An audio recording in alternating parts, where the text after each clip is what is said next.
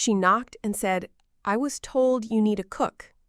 The widowed cowboy saw her daughter behind her and whispered, "I think I need a family." Wyoming Territory, summer 1879, late evening. Clarabelle stood on the dusty porch of Riker Ranch just as the sun dipped behind the distant mesas, casting long shadows across the corral. She carried a heavy cast-iron pot in one hand and a battered leather-bound cookbook in the other.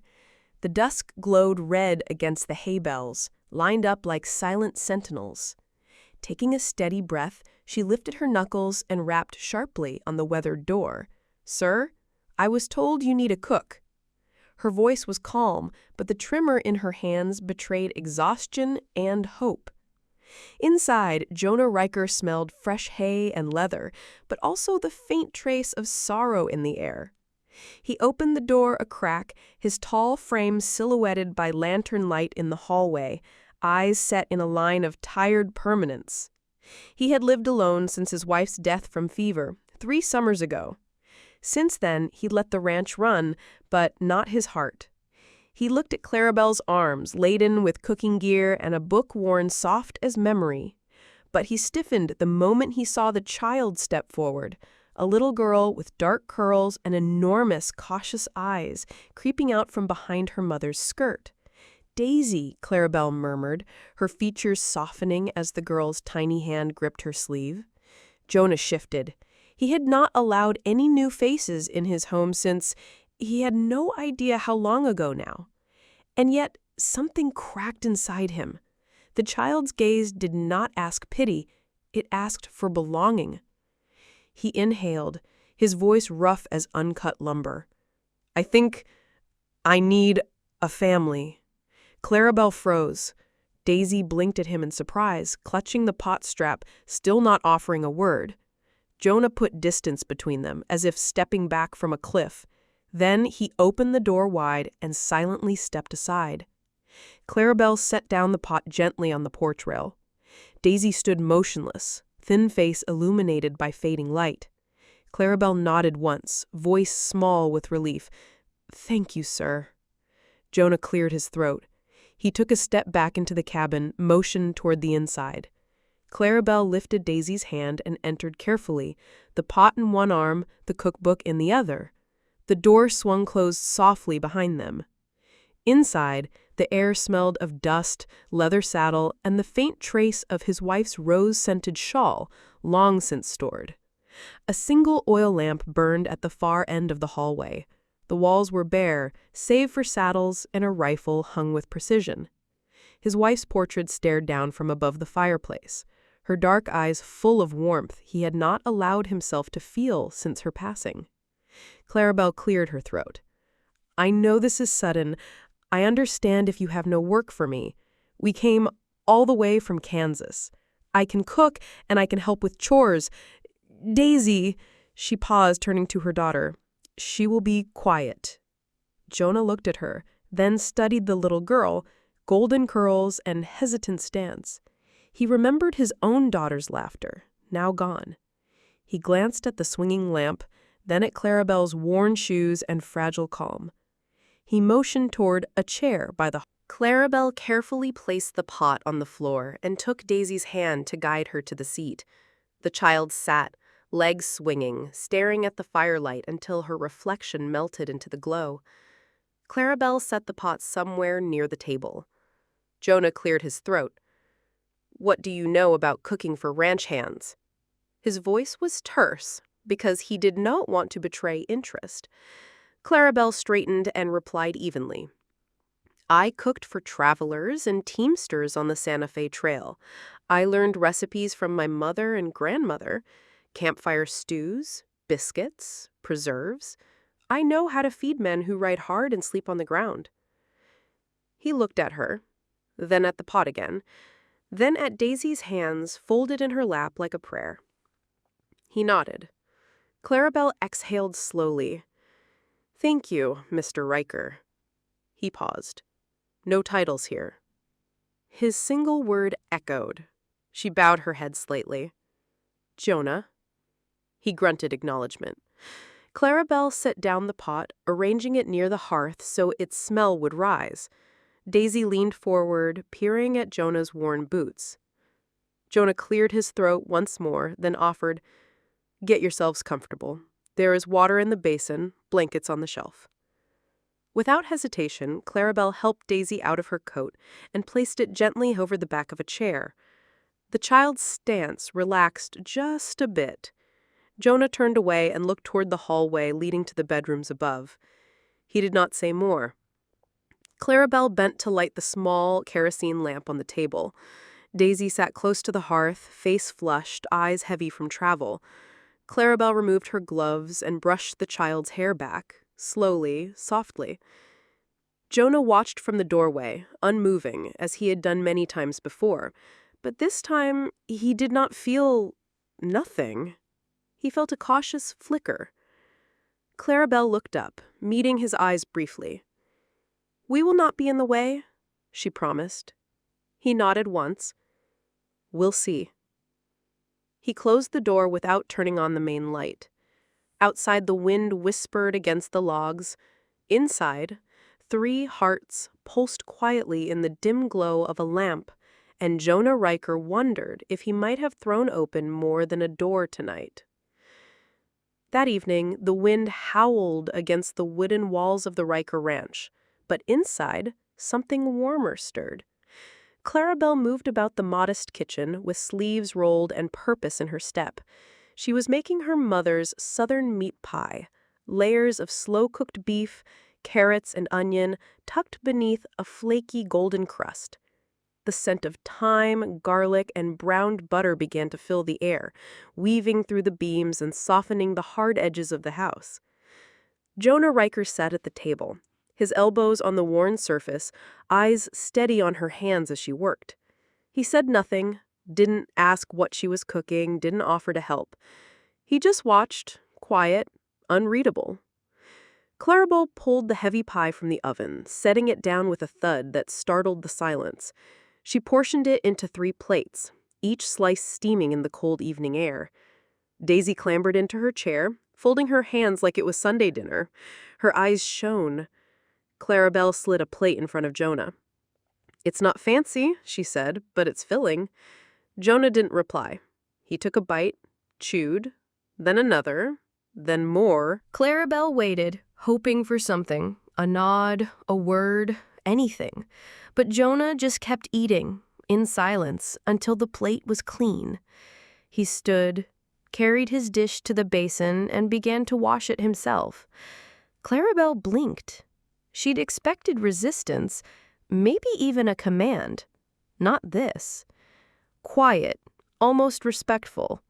She joined him at the sink with her own plate. Their hands brushed once over the soap. Neither spoke. Across the room, Daisy yawned, then reached for a rag. "Mama said I can help clean," she said, dragging it along the floorboards. Clarabelle smiled. "Just the corner, sweetheart." Daisy nodded, moving around the table like a drifting feather. But the long day and the warm food caught up fast. Within minutes, she'd sunk into the padded chair beside the fireplace, rag still in hand, her head lolled sideways, her eyes fluttered closed. Jonah turned and saw her. He froze. That chair, his wife's old rocker, hadn't been used since she died. It still held the shape of grief, the memory of nights spent waiting, hoping, praying.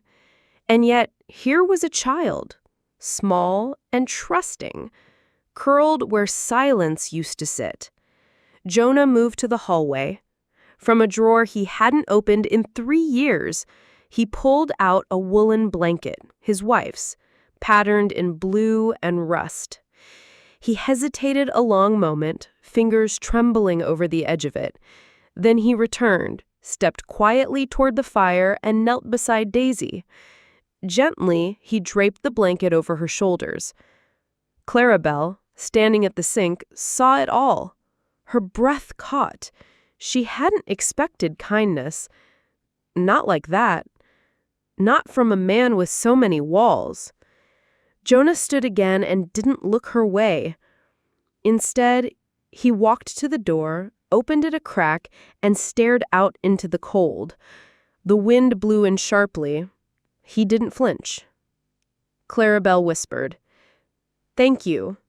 He said nothing, but his hand rested on the doorframe longer than it needed to, like he was bracing against something stronger than the weather. That night, the scent of baked meat lingered in the air long after the plates were cleared. The fire crackled softly, and under a blanket that once belonged to sorrow, a child dreamed without fear. And in the house where grief had spoken loudest for 3 long years, something gentler, something unspoken, finally answered back. The sun hung high over the New Mexico sky, casting long strips of light across the yard behind the ranch house. The dry wind carried dust across the hard earth. But Jonah Riker did not seem to notice. He was in the corral, brushing long strokes down the back of an aging mare with a faded brown coat and one clouded eye.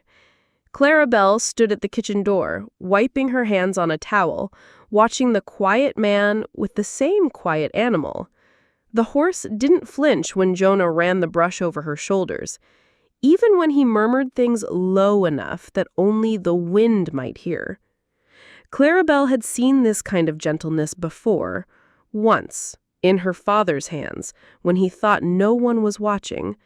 She filled a glass pitcher with lemon water, sliced from the lone fruit she had brought from town, and added a few crushed mint leaves. She stepped out into the heat, crossing the yard barefoot. Jonah looked up when she approached, but said nothing. He kept brushing, slow and even. Clarabelle offered the drink. "It's hot," she said. Jonah glanced at the pitcher, then her, then nodded. He set down the brush, took the glass, and drank deeply. "She yours?" Clarabelle asked, tilting her chin toward the horse. He wiped his mouth on his sleeve. "Belle. Had her since before the war."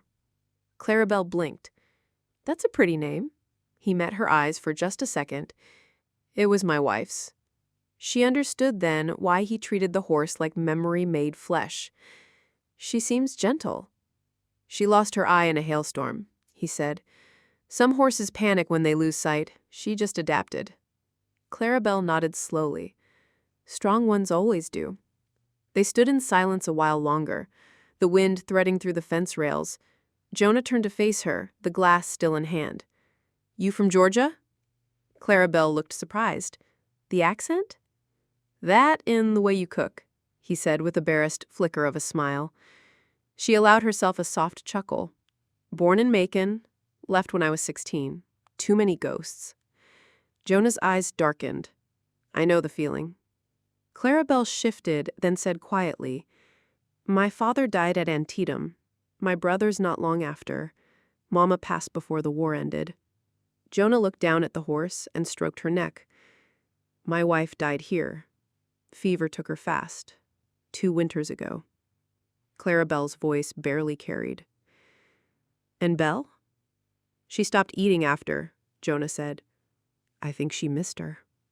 Clarabelle reached out and ran her fingers along the horse's mane, letting the silence hold them for a moment. "She reminds me of someone," Clarabelle said.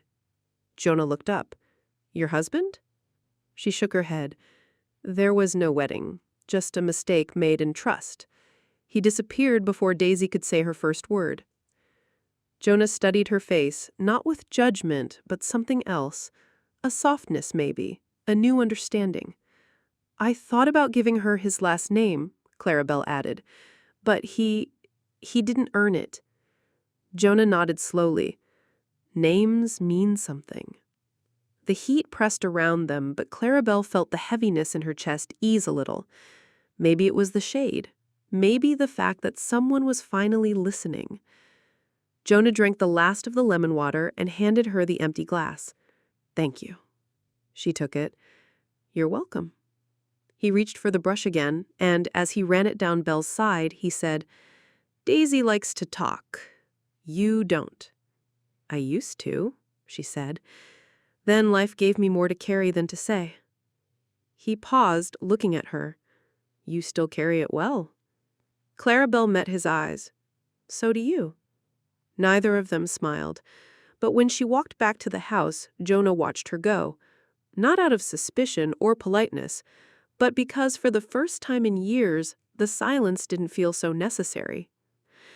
The wind had shifted by late afternoon, turning sharp and urgent, the way it did when a storm was on its way.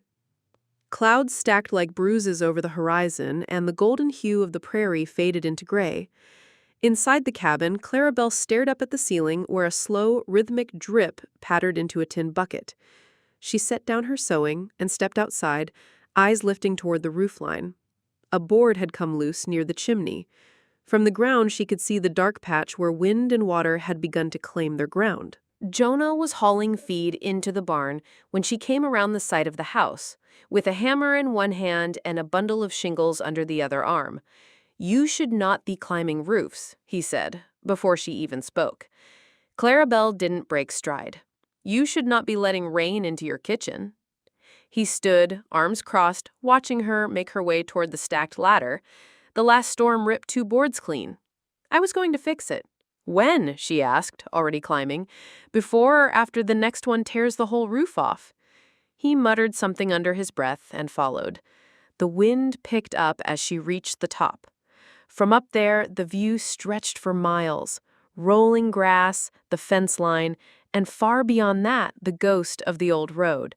But Clarabelle didn't look outward. She focused on her task, kneeling near the loose plank, fingers steady as she nailed it back into place. Jonah's boots clunked behind her. He joined her with a grunt, handing her a fresh nail when she reached for one. "You do this often?" he asked. She gave a half-smile. "Cooking feeds the belly, but carpentry holds the roof over it." He chuckled softly, his first real laugh since she had arrived. Together they worked in rhythm. She held the boards, he hammered. She tucked the edges, he sealed the gaps. Bit by bit, the old roof came back together. Just as she turned to reposition a bundle, her foot caught the edge of a beam slick with dust and she slipped. Her arms flailed, the sky spun, but before she could fall, a hand gripped her wrist, strong, fast, anchoring her like a rope thrown from the heavens. Jonah had lunged forward, his other hand braced on the wood, his chest heaving from the sudden movement. Clarabelle's breath caught in her throat. Her fingers curled tightly into his arm. Their faces were inches apart. "I've got you," he said, voice low and rough. She didn't answer.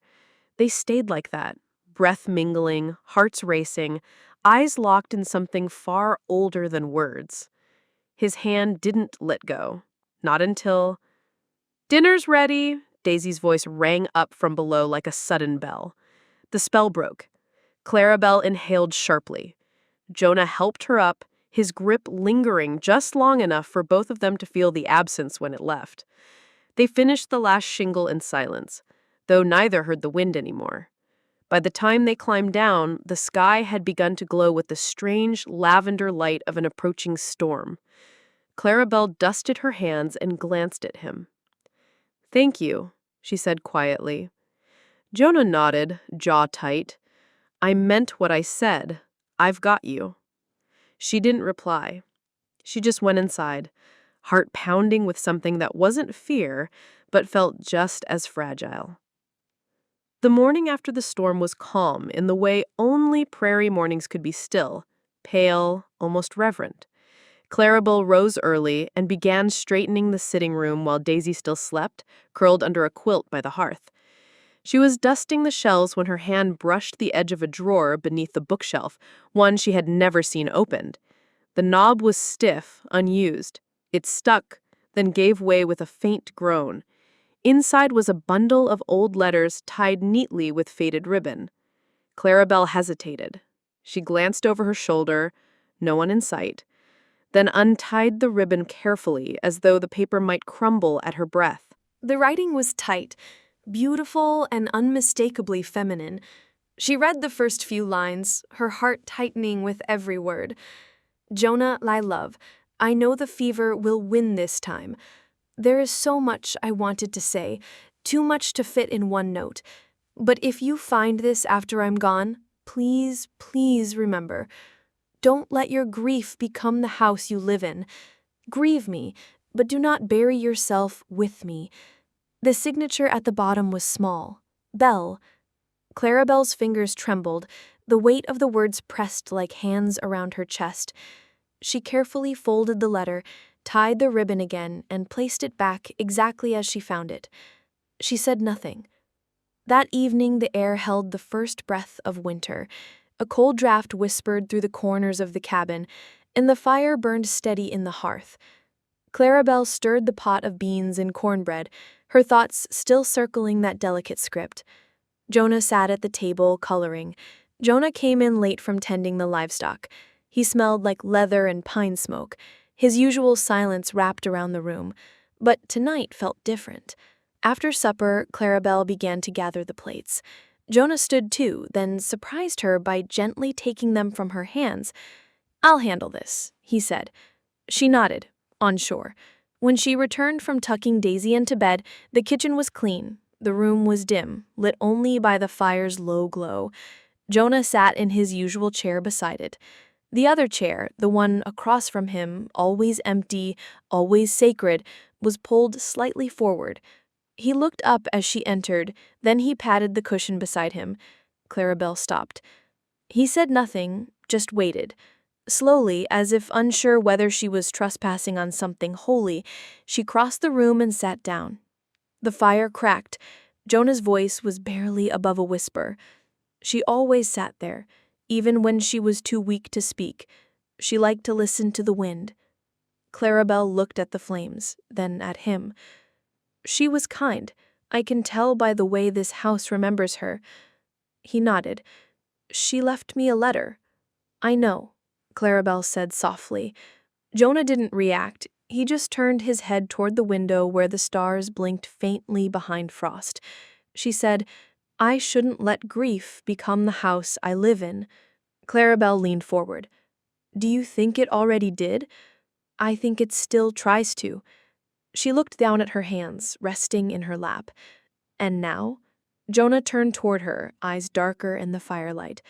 Now, maybe I need to let someone else help build the next one.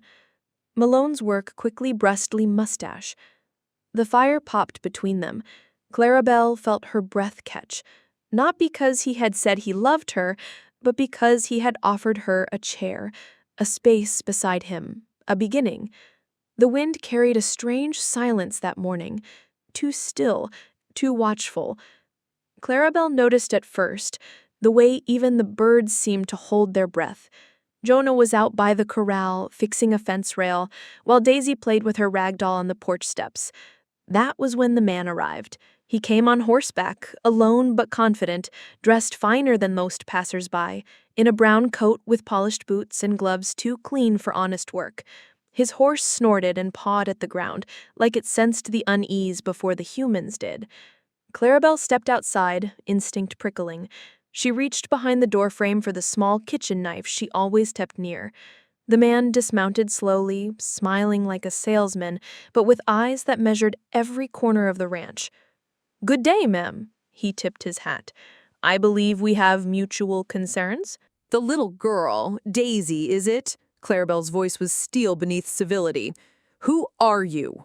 He tucked his gloves into his belt, pulling a folded paper from his coat.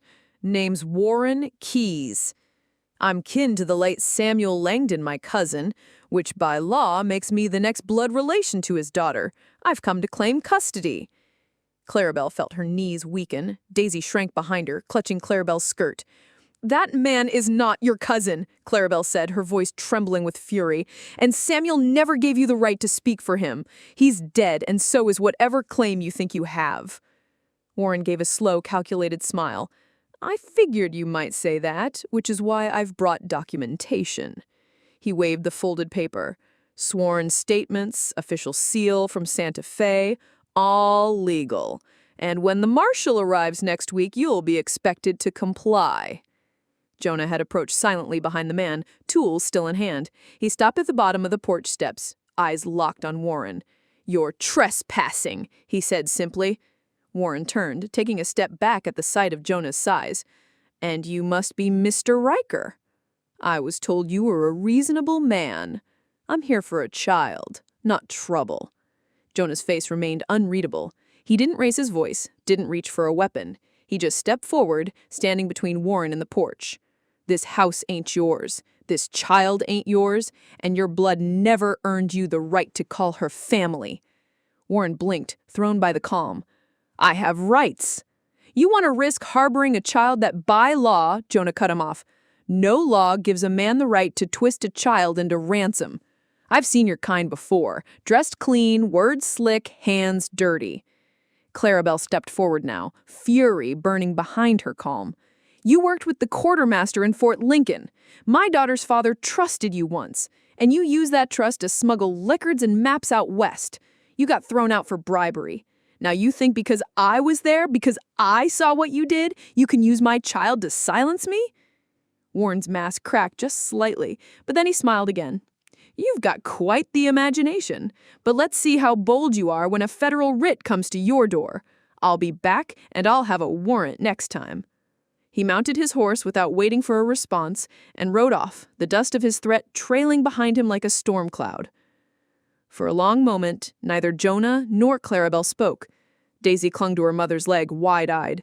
Jonah finally turned. "We'll get ahead of this," he said. "We'll find the marshal first. Bring the truth before he does." Clarabelle nodded slowly, eyes still on the road. She did not tremble. She would not. Because this house was no longer just a shelter. It was a line in the sand. And Jonah Riker had just drawn it with nothing but his stance and his word. The train whistle echoed faintly from the canyon below as Jonah Riker adjusted his coat against the biting wind. Town was an hour's ride from the ranch, but his purpose made the journey feel shorter than usual. He tied Belle to a post outside the brick building marked Elliott & Sons, Legal Services. Inside, the air smelled of ink and old dust. The man behind the desk looked up, spectacled eyes narrowing at the tall figure in the doorway. "Help you? I need to speak to Joseph Elliott. They said he's the one who handled land disputes along the old rail line, civil protections, too." The man squinted, then nodded toward the back room. "You are in luck. The old dog is still biting." Jonah stepped in. Joseph Elliott was thin, with a long gray beard and hands that trembled only slightly as he set down his teacup, but his voice was steady. "You got a claim or a problem?" "Both," Jonah said, removing his hat. "It's about a woman and her daughter. Someone's threatening to take the girl, with forged papers." He placed a bundle on the desk. Old letters, notes, fragments of legal exchanges Clarabelle had kept through the years, proof of her name, her story, and her place beside Daisy. Joseph sifted through them silently. Then, with a slow inhale, he sat up straighter. "I remember the Langdon scandal. Quartermaster's aide. Smuggling manifests west. Feds tried to bury it, but too many wagons went missing for folks not to notice." Jonah nodded once. "He was caught in it. Then she ran. Been running since." Joseph poured himself another cup and added, "You trust her story?" "It's my life." The old lawyer studied him, eyes sharp. Then he pushed his chair back and opened a locked drawer. "There's a clause, brought in after the war. Humanitarian guardianship. Used to protect orphans and widows when bureaucracy was slow or cruel. I can file the paperwork, make you the legal custodian on grounds of stability, and clarify that Clarabelle's record has no warrantable offense, just unverified accusations." He scribbled on a form, then looked up. "You know, Mr. Riker, the West only stays wild when good folks keep quiet." He paused, tapping his pen. "You just shouted back." Jonah left the town that afternoon with a leather folder tucked inside his saddlebag. Back at the ranch, the sun had begun to dip low. Clarabelle was packing. She moved quietly through the kitchen, folding Daisy's clothes into a canvas sack, her face unreadable. Jonah stepped into the doorway, casting a shadow across the floorboards. "You do not have to go," he said. "I do," Clarabelle whispered. "That man will be back." I cannot have Daisy grow up afraid because of me. Jonah reached into his coat and held out the folder. She hesitated, took it, opened it. Inside were stamped documents. Official. Legal. Her name, listed beside Daisy's. His name as guardian. Clarabelle stared at the papers like they were something sacred. "No one's gonna take you from here," Jonah said softly. "Not with this." Clarabelle did not speak, not at first. Then her shoulders shook. One breath, two, and the tears fell without warning. Not of fear, not of panic, but because, for the first time in years, she felt seen, trusted, protected by law, not just love. She clutched the papers to her chest and looked at Jonah through blurred eyes. "You did all this?" He only nodded. She stepped forward and placed her hand over his heart. "You did not promise anything," she whispered, "but I believe you more than anyone who ever did."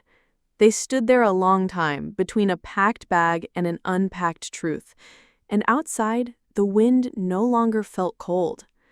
1 month later, the hills of Riker Ranch no longer echoed with wind alone. Laughter danced on the breeze, woven between the clucking of hens and the clatter of pans from the open kitchen window. Clarabelle stirred a pot while Daisy read aloud from the porch, her little voice carrying across the dirt yard. Jonah was repairing the chicken coop, humming under his breath. It was not a song anyone recognized, just a rhythm that meant peace. Then hooves, dust, voices. Jonah stood up, wiping his hands, just as a black wagon approached, flanked by 2 men on horseback. One of them was the man from weeks before, the so-called cousin, wearing a smug grin. Behind him rode 2 deputies from town. Clarabelle stepped outside, heart taut like a wire. But before the men could speak, another figure appeared, Joseph Elliott. Behind him, nearly 24 townsfolk, mothers with baskets, farmers with work-stained hats, even a pair of school teachers with ink-stained fingers. "We've come to clarify a few things," Joseph said, stepping forward. The sheriff dismounted, clearly uncomfortable. "Mr. Elliott, we were told there's a custody issue." "There is no issue," Joseph interrupted, holding up a sealed folder. "Clarabelle Langdon and Jonah Riker are the legal guardians of Daisy Langdon. The paperwork is filed and witnessed, and this man," he gestured to the stranger, "is under investigation for falsifying documents and harassing a registered household." The man sputtered. "You've got no proof." "We do," a woman stepped forward, the baker's wife. "Clarabelle has cooked for half this town, never asked for anything back but a place to share what she had. And Daisy's been teaching our youngins how to read," added the old blacksmith. "Girls 5 years old and already doing more for this place than most full-grown men." The sheriff turned to the stranger. "Sir, I suggest you leave before this town charges you with endangerment and fraud." The man turned red, cursed, and rode off. No badge, no claim, no place left to threaten. Clarabelle let out a breath she had not realized she was holding. Daisy slipped her hand into Jonah's. Later that evening, as the sun dipped low and lanterns were lit one by one, something remarkable happened. The townspeople returned, not with pitchforks or torches, but with gifts. Loaves of bread, wildflowers tied with twine, a quilt from the widow baker, even a new saddle for Belle. They hung lanterns along the fence line, one by one, each glowing softly in the twilight. When asked why, the blacksmith's wife simply smiled. "Every home deserves light. This one, it has 3. Jonah, standing at the porch steps, felt something shift deep inside. Not grief, not guilt, belonging. Clarabelle stood beside him, holding Daisy close. They were not married, not by church or contract, but the way Jonah rested his hand on Clarabelle's back and the way she leaned into it, it told the whole story. No vows needed. That night, after the food was eaten and the music quieted, Daisy curled up on the porch swing with a notebook in her lap. She wrote, "They say a house needs wood and nails, but I think all it needs is 3 people who won't give up on each other." The moon rose high. And from that little porch on the hill, the world felt right. Not perfect, but warm. A place with 3 chairs, 3 bowls, 3 voices sharing laughter in the dark. And somewhere between the glow of the lanterns and the hush of the stars, the Riker house became a home. If that story touched your heart, if you felt the warmth of a home built not from wood but from loyalty and love, then this is only the beginning. At Wild West Love Stories, we bring you tales of courage, quiet devotion, and romance born from dust and danger. Stories that remind us that even in the roughest lands, love can still take root. So if you want more stolen glances, more heartbeats under starlight, more characters who fight not just with guns, but with honor, then hit that subscribe button, ring the bell, and saddle up for your next unforgettable ride. This is where love writes its legend.